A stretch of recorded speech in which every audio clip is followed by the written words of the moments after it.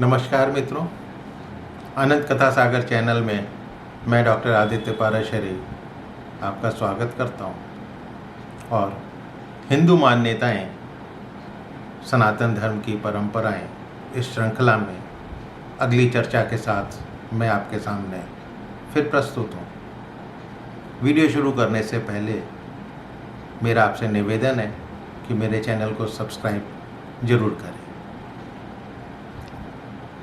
आज का विषय शुभ कार्यों में पूर्व दिशा या पूर्व दिशा की तरफ मुख रख के क्यों किया जाता है।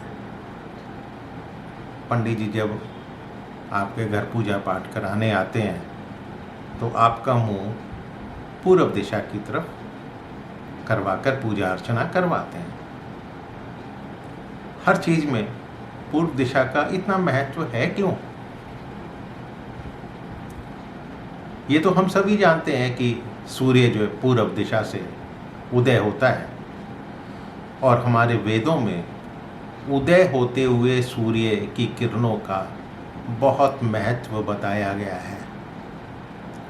उद्यंत सूर्यो नुदताम मृत्युपाशान, अथर्ववेद में ये श्लोक दिया गया है। इसका मतलब ये है कि उगता हुआ सूरज मृत्यु के सभी कारणों, सभी रोगों को नष्ट करता है। सूर्य की किरणें मनुष्य को मृत्यु से बचाती हैं। दूसरी जगह अथर्ववेद में ही इस चीज का जिक्र है, जहाँ पे कहा गया है कि मृत्यु के बंधनों को यदि तोड़ना है तो सूर्य के प्रकाश से अपना संपर्क बनाए रखें।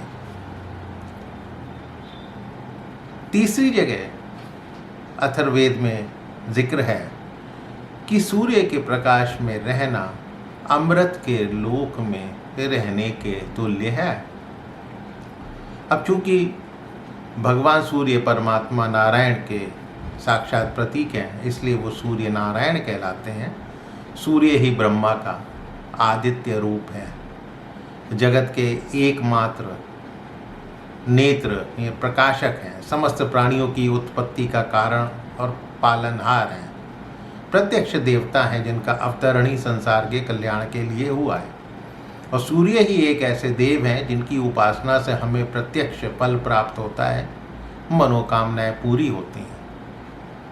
हमारे वेदों में ओजस, तेजस और ब्रह्म वर्चस्व की प्राप्ति के लिए सूर्य की उपासना करने का विधान है। सूर्य मानव मात्र के समस्त शुभ और अशुभ कर्मों का साक्षी है, उससे हमारा कोई भी व्यवहार छिपा नहीं रह सकता। एक सूर्य उपनिषद भी लिखा हुआ है। सूर्य उपनिषद के अनुसार समस्त देव, गंधर्व एवं ऋषि भी सूर्य की किरणों में ही निवास करते हैं। अतः सूर्य की किरणें और उनके प्रभावों की प्राप्ति के लिए प्रत्येक शुभ कार्यों व संस्कारों को करते समय पूर्व की दिशा में मुंह बैठने की परंपरा हमारे वेदों के निर्देश पर ही की गई है, ताकि धार्मिक व्यक्ति इसका अधिक से अधिक लाभ उठा सके। अब थोड़ा सा परिदृश्य को चेंज करते हुए यदि विज्ञान की तरफ जाके देखें तो सूर्य में समस्त किरणें होती हैं। इंफ्रारेड रेज भी हैं, अल्ट्रावायलेट रेज भी हैं, अल्ट्रावायलेट किरणें भी हैं। और जो साइंस के विद्यार्थी हैं वो सभी ये जानते होंगे, इनमें रोगों को नष्ट करने की विशेष क्षमता होती है।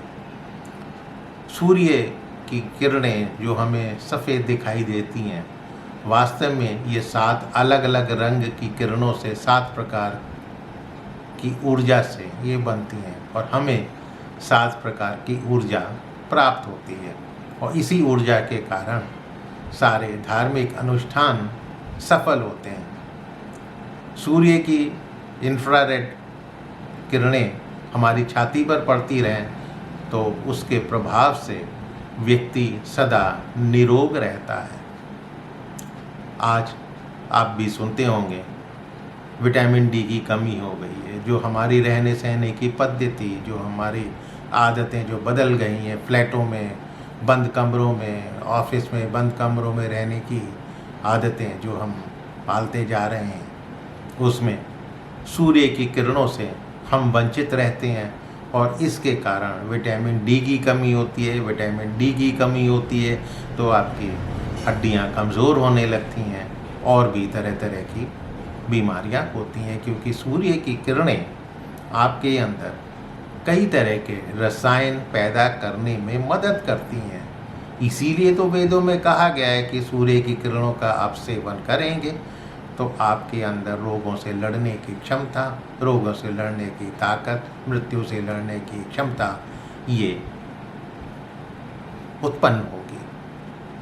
तो सूर्योदय के समय पूर्व की ओर मुख करके सूर्य नमस्कार, सूर्य उपासना, संध्योपासना, पूजा पाठ, हवन आदि शुभ कार्य करना बहुत लाभदायक रहता है। पसंद आई होगी ये चर्चा। यदि पसंद आई हो तो अपने इष्ट मित्रों से इसको शेयर करना मत भूलिएगा और मेरे चैनल को सब्सक्राइब कीजिएगा, सुनते रहिएगा। फिर मिलता हूँ अगली चर्चा किसी अगली कथा कहानी के साथ। तब तक के लिए नमस्कार।